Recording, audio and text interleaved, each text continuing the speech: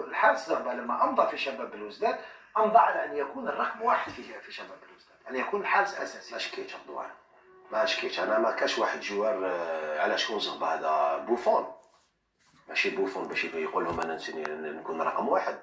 مالكش تدري حارس اللي كان عنده خبره، اللي جا كان تقمص الالوان الوطنيه. بالك فيربالمون قالوها له بلي جبناك باش تكون انت النيميرو 1. بس كاين هذا المشكل تاع حراسه المرمى. شوف رضوان، نقولوها بكل صراحه، هو جا بعد ذهاب قندوز، جاك بيان سور كرقم واحد.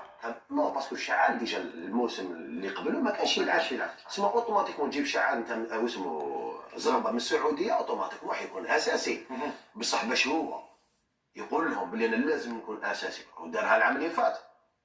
صارت هذه القضيه هذه العام اللي فات، كانت قضيه كان ما بيش في اللقاء تاع الكاس ولا كان تحاكم مع المدرب عمراني كذا وغموا الله. اولا كي نتكلموا انتم من ناحيه الاحصائيات، زغبه ما قدمش الاضافه الموسم الماضي، ما قدمش الاضافه اللازمه في فريق شباب بلوزداد.